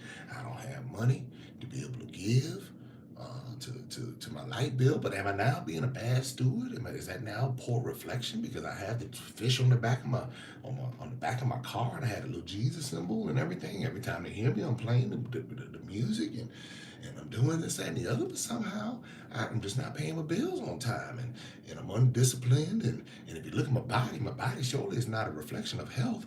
And so but somehow I'm spiritual. Somehow I'm discerning. Somehow I love the Lord. Somehow I'm all these different things. But nobody says anything about that. I mean, these are just question marks that come up in the whole process. So this is the last thing. So all I got to say is this: changing your response to the circumstances. And that's what I decided to do. I decided, okay, this is how circumstances are. I can't change circumstances. I can't change redlining. I can't change what happened 300 years ago. I can't change what happened. Certain things I just have no control over, but I can understand what's going on around me. And so now that I understand what's going on around me, it's up to me to now make modifications. And that's how I'm able to do what I do. Because I said, you know what? I'm not doing this, I'm not doing this, and I'm not doing this. I'm not going to give you this, I'm not going to do that. Hey, if you got a program that's going to help somebody and I think it's beneficial, then now 2 Corinthians 9:7, something or another, I believe that's what it is, I'm going to do that based upon what's in my heart. I'm not going to let you hustle me. I'm not going to let you guilt me. I'm not going to let you do anything if that's something I decide I want to do. I'm going to make investments. I'm going to travel. I'm not going to ask you permission for it. I'm not going to do any of that. And so that's the thing I can control. People are going to be putting up churches and doing all kinds of things, mosques and whatever, new religions they come up with, making up stuff. They're going to do all of that. But the minute a joker tries to come to me and tell me how I need to live and regulate my life based upon their filter, their world, I automatically know, no, that person is not someone I need to be around, because that's their filter, that's their world, that's, all of that. So those are things that and I said, well, it's my responsibility to manage my resources. It's my responsibility to manage my body. It's my responsibility to do those different things. And that's just a part of, just the reality of it. And so for people who, and the other thing I realized, hey, people can follow whatever they want to follow. They can do whatever they want to do. That's their business. And that's something they have to give an account for whenever, or should they, that's up to them. That's their life choice. I'm not going to waste a moment trying to regulate somebody's life. I'm not going to not going to waste another moment trying to regulate somebody's life. Whatever they do is their business. And if this particular culture, I'm not going to go in with a savior's mentality. I'm not going to go in condemning people's culture because they do it differently than what I believe that I thought one particular way. I'm not going to come over here to Africa and be condemning these people's culture that they were doing thousands of years before this little made up stuff that is over going on in America. Thousands of years before America came up 200 some odd years ago, but yet somehow we're going to come back over here and fix these people. I mean, this is where things, get convoluted. And so when you begin to look at all of this and you say to yourself, and I'm specifically dealing with the African diaspora religious dynamic. That's what I'm dealing with. Because people are saying, let me say this, most of the people in the African diaspora and all of that don't even have a clue about the God of Israel. That makes them feel good because they read and the God of Israel, and Israel, and don't without even realizing that Africa was connected to what we now know as Asia up until the late 1800s with the Suez Canal. Suez man-made canal came through and was cut. All of it was connected. All of that whole region was connected. So there was really no separation. It wasn't even really called Africa and all that kind of stuff. So when you begin to look at the region and what was going on in that area, there was a whole lot going on in that particular region. That's why Egypt is so important when it comes to travels, because you begin to realize it. You begin to see things. You begin to look and say, this is interesting. But you know, I've heard people demonize it. Don't go to Egypt because they got this going on. And I said, well, I'm just going to Egypt because I want to see. I just want to see what's happening. And I went in them pyramids and them tombs and them temples and stuff. And I said, wait a minute. I'm cruising down the Nile River and I'm looking. I'm saying, this is a very interesting part of the world. A river that flows north. Very interesting. Interesting part of the world. I'm just saying, these are just things to, go and look. And I just encourage people to go look and see. That's all. Because when you go look and see, you can deduct it. Well, I mean, yeah, groups took each other's beliefs. Well, yeah, kind of, sort of. I guess you could say that if you want to. I mean, if that, I don't know. They took each other's beliefs. Yeah, that opens up a whole nother can of worms. Well, yeah, for sure. I mean, now I think about it, when you think about how those who were enslaved were put on slave ships and they were brought to the different parts of the West, you had the Timene, you had the Yoruba, you had the Fulani, you had the Tikar, and they would all be put on, they would be put on the, all in the same boat. And they would end up picking up different cultures and traditions and stuff from one another. Yeah, they would. It would morph into something different. And I think that's how we ended up with a lot of the voodoo dances over in the American Black Church. See, that's, and so that, I'm just saying, that's how you find out some of these things going on. And then when you got the slave master giving the people 250 chapters out of a book that has, however many chapters, over 1,000, 1,200 chapters or whatever, and you're only getting 250, and then they're monitoring what they're being taught. I mean, when did this thing change? When did it all of a sudden become sound? When did it all become sound? When did it become thorough for the African diaspora descended church? When did it become thorough? And you have a system that's been in place that's been teaching wrong information for at least 200 and some odd years, because you have someone who the people couldn't even worship because they didn't want them to worship. And they only wanted them to worship the way they wanted them to worship because they were afraid of what happened in Haiti. Or they didn't know what was going to happen. They didn't want to have any unity. So they now hire the henchmen, put them up, say, teach this, teach them slaves, obey your masters, and be humble and don't question, and all of this. So those are things that you begin to look at, and you begin to look at those different things. And as you begin to look at it, you say, this thing is a lot deeper. It's a lot deeper. It's a lot deeper than us just going and believing, going back 2, 3, 4, 150 years. Half of the people 150 years ago, how many of them were literate to even be reading that? That's what you got to ask yourself. You take people out of these people who didn't know these languages, come from all these different cultures, and now you're forcing something on them, and they don't even know how to read it. And so when did people become sound? I'm just using the terms they use. When all of a sudden, when did they become sound in their exegesis of everything? When did they become sound in their understanding of all? When did it happen? And I guarantee you'll go back and you'll find some white person at the top of it, and that's when it becomes suspect. Because when you're dealing, and this goes back to the white 75-year-old white South African man and his mindset. If you have people who are over top of people,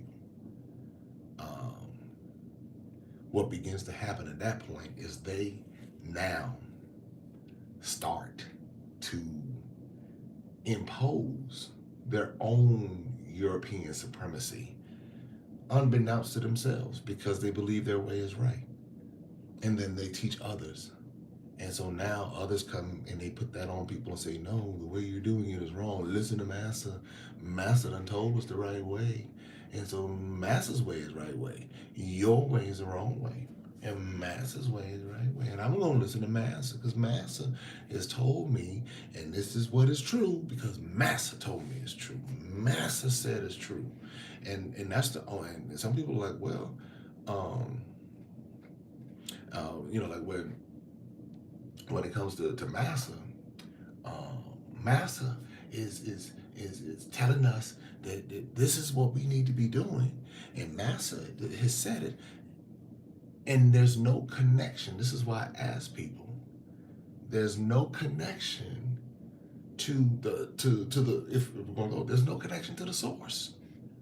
Because again, I asked the question, what did it look like for the West African? What did it look like for this person? What did it look like? Help me understand. What did this look like for them? And so when you begin to start breaking this stuff down, if you go to the origins of what we believe, and this is a part of the whole decolonization process, being able to go to the origins of what we believe, but people don't want to do that because they want to hold on to it. I just got to hold on to this because it's all I know. And so if I go any deeper than this, then what's going to happen is it's going to cause me to start questioning everything, and my foundation's going to get weak. And it's all I got because I've been doing this for 30, 40, 50 years. It's all I know. And so you mean to tell me if I start asking deeper questions, oh God, no, I can't ask. So I just got to stay here. I'm just going to stay here because it's all I know. I don't know nothing else. I don't know nothing else. And I don't want to know anything else. That's what I don't want to know anything else because I can't. If I start thinking too much, it's going to cause confusion within my soul. I can't do that anymore. And all I'm saying to people is to go and dig deeper. Go and dig deeper. Because when you go and you dig deeper, a fascinating story reveals itself.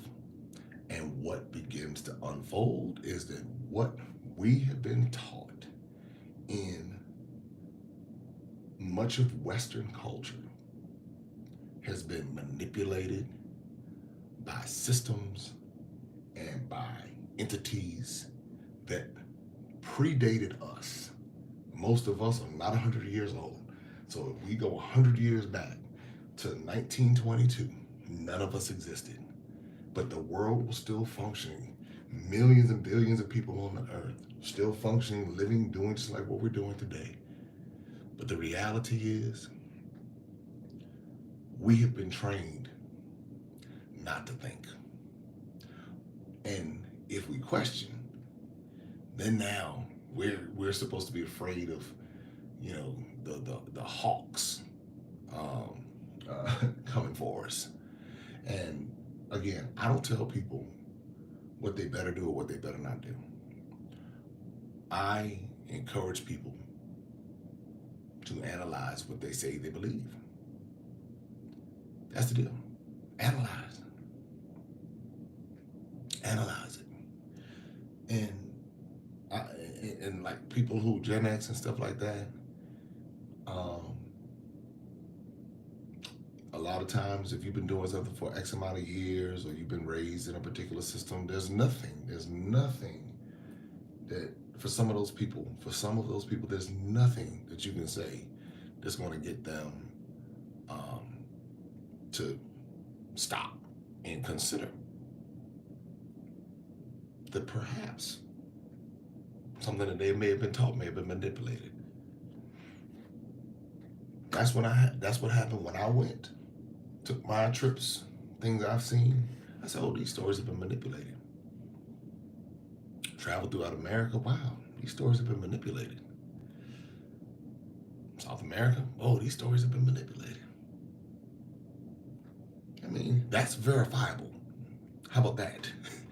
That's verifiable, that these stories have been manipulated, that these people have been traumatized, that these people, what's verifiable is that there's a fake white image floating around the world masquerading as an angel of light. So if you want to go to the very scriptures, when the scriptures say that Satan himself will masquerade as an angel of light, there is only one image in the world that has been floating around that remotely resembles that description. And is that image of that false white Jesus. That is the only image that remotely resembles something masquerading as an angel of light, where I'm in Egypt, and the people from all over the world, Hispanic, they look like primarily Hispanic, going into the Coptic church, which is supposed to be one of the oldest churches known, and they're looking at this false image and crying at its feet. I got the footage. I go to Ethiopia in a Coptic church, which is supposed to be one of the oldest ancient churches in Lalibela, and you have the people sitting on the ground in a trance, sitting there rocking in a trance, people walking into the church, bowing down to the Mary, the white Mary, and the white Jesus. I go to Brazil, and I go to the shrine where the Yoruba, yes, the Yoruba in Brazil also had the white Jesus. I go to Benin, and there's a statue of the voodoo god and the Catholic priest together, joined together as one entity. If you can't tell me that something has, if somebody can't see with their own naked eyes, I don't know what clothed eyes look like, but with their own naked eyes, if something shady went down, then at that point, there is something there. At that person needs to go to the hospital and get checked out at that point. And so I just refuse to be that person. I'm saying, wait a minute. I'm in Egypt and I see this. I'm in Benin and I see it. I'm in Ethiopia and I see it. So I'm in North Africa, East Africa, West Africa. I haven't seen it here in South Africa. That's one thing. I ain't seen a whole bunch of white Jesus down here in South Africa. I've heard that he's here, but I haven't seen a whole lot. I go to South America. I see how them white evangelicals are terrorizing America. I see it down in the Caribbean. I see it in Bermuda. I saw it in Seychelles. I'm saying, I'm just trying to put it in perspective. And the average person that try to tell me that I don't know what I'm talking about ain't been in none of them places. Oh yeah. Vince, you're right. You're right. When I went to Egypt, they talked about that too, about how many of the they would build on top. They sure did. And so I'm just saying, I know what I saw with my own eyes. I got the footage for it. So I mean, what is there? If there's no tinkering that occurred, I mean, you got to ask yourself, what is the point of all of that? Of all that tinkering that was going on, all that tinkering, all that stuff to tinker, to get people's minds, to get their minds twisted. And I just said, I'm looking at the lady. I said, I'm in Lalibela in Ethiopia. The church is in Lalibela, and she's sitting in the corner like she's in a trance, rocking like this. And I'm saying to myself, okay. And I see another lady sitting over in the corner, another lady sitting in the corner, and the men were out looking like they had this big old scroll Bible thing. I don't know what, sitting out in the thing. I said, oh boy, I said, this is interesting. But when I saw the people crying, touching the thing in Egypt, and it was nothing but the fake white Jesus all over Egypt. And Egypt is supposed to be Islamic, but the fake white Jesus was there too. Yeah, that's it. I'm just saying. All I want people to do is to start asking questions. I'm laughing because I'm seeing some of the comments. All I want people to do is start asking questions.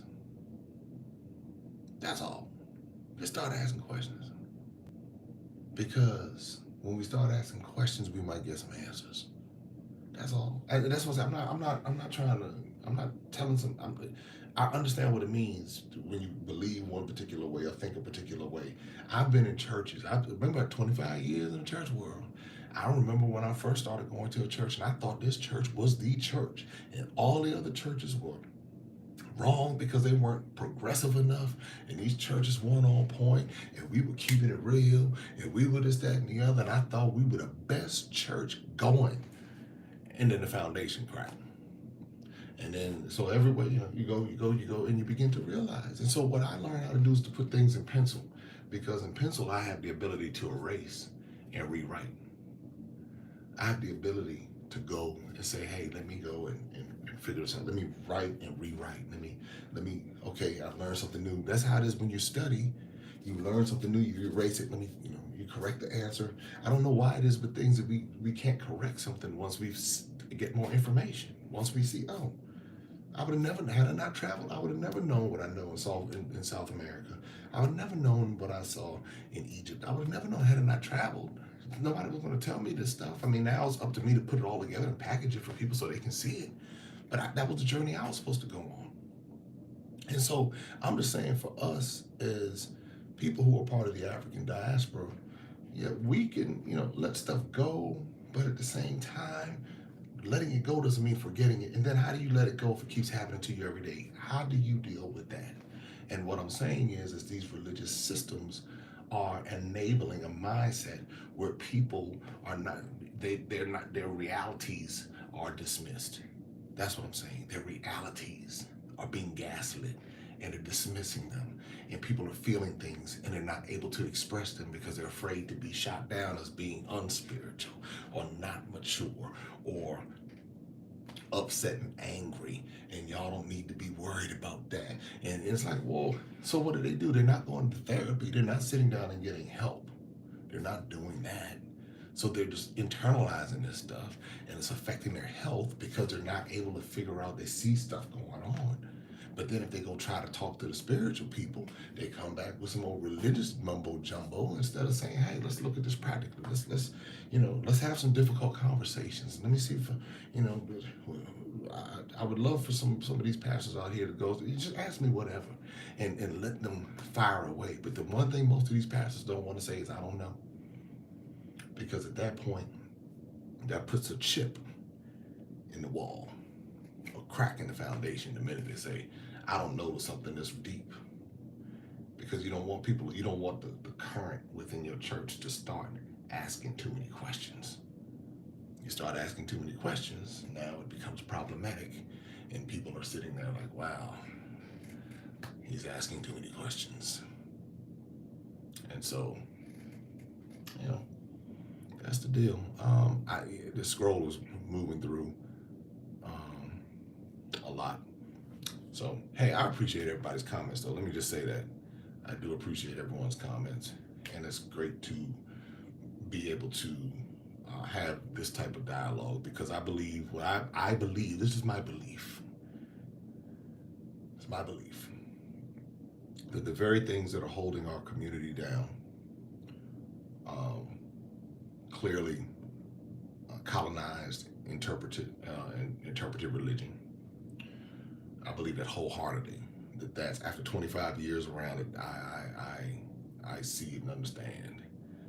I believe that is what is ripping us apart as our fibers. We're giving away turkeys during Thanksgiving. We're giving away groceries during Christmas time, but then that's it. It makes everybody feel good, and we all go back to our own way of life. The other thing I believe, and this is again my belief, is that when it comes to economics,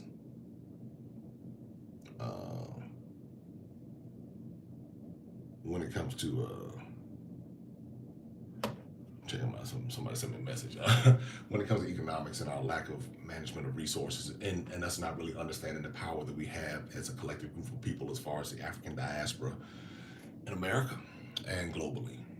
And so when you look at the broader systems of how the imperialists have worked, that's the way they work. I believe also our lack of financial knowledge, our lack of basic education within their system and understanding how their system operates. I'm not talking about science, technology, engineering, and math. I'm talking about understanding the system and how it works. So you take the religion, the economics, and the education. Now at this point, you can control the minds of the people and you can control their behaviors. Systems create behaviors. So if you control someone from all of those different angles, the religion will extract what you get out of their resources, and you can govern how they flow because you have impacted their philosophy. You've impacted their life philosophy. The way they see the world is through those particular eyes. And that's on a divine level. So if you can get them to flow based upon that on a divine level, then you can control everything. You can have people, this some of these places getting people, giving them whole paychecks, giving them houses and cars and all of that. So you put those two together, and then you train the people to the extent of education that you want them to be trained. You withhold information from them. You change their indigenous way of life. You make them hate themselves subconsciously, because if everything is bad about Africa, if everything is demonic about Africa, but these people come from Africa, then you have these little fringe movements that come out of America who tell the people, well, you're not really from Africa, you're actually from here. And I tell people, I said, go on up on that reservation and see how they welcome you up on that reservation. But if you go over to Nigeria, or you go to different parts of West Africa, you don't need a DNA test. You don't know how they cook the food and all of that. But in a minute, they're going to start telling people from Africa they're not from Africa, and somebody's going to be believing it.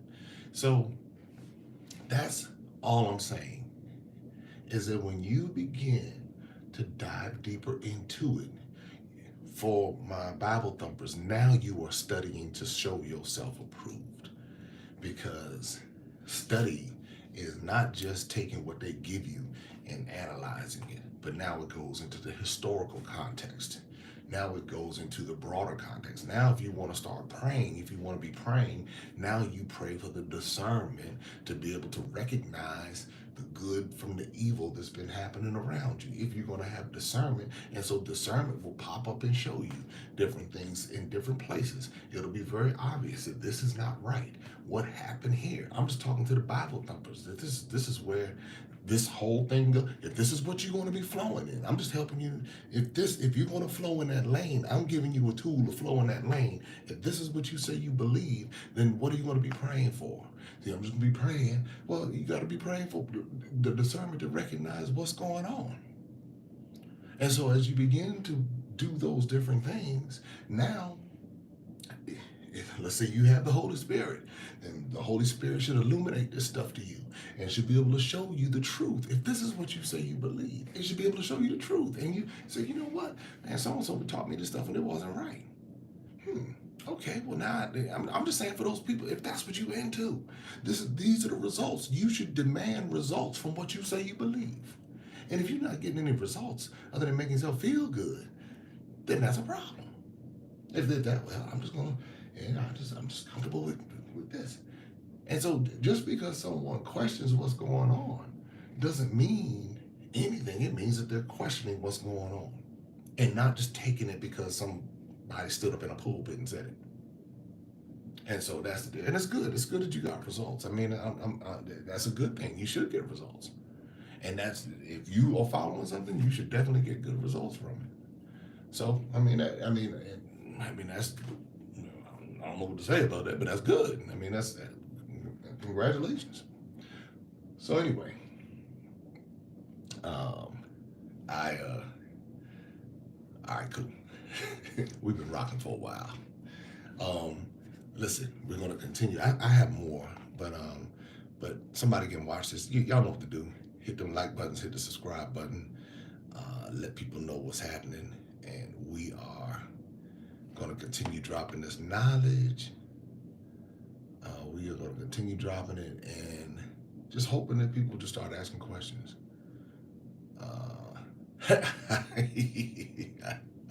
I like that, Divine. Like that. It's the truth. You said it. It's the truth. It's the truth. It's the truth. So it's the truth. So, all right. All right, cool. All right, everybody. So listen, like, subscribe, share, all that good stuff. I see the comments are on fire.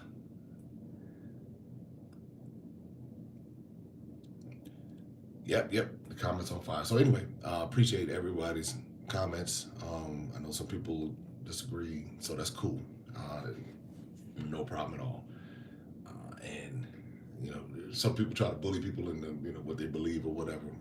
That's why I tell people, hey, get it out, but at least go research it, go study. That's how we do this. That's how we do it. Because I'm telling you, you keep digging, you keep digging, you keep digging. You know, a lot of people don't want to dig, but you keep digging, you're gonna unearth some stuff. Feel what I'm saying? All right, y'all. Enjoy your day. It's late here. Good God, it's midnight here. All right, talk to you soon. We'll be back tomorrow.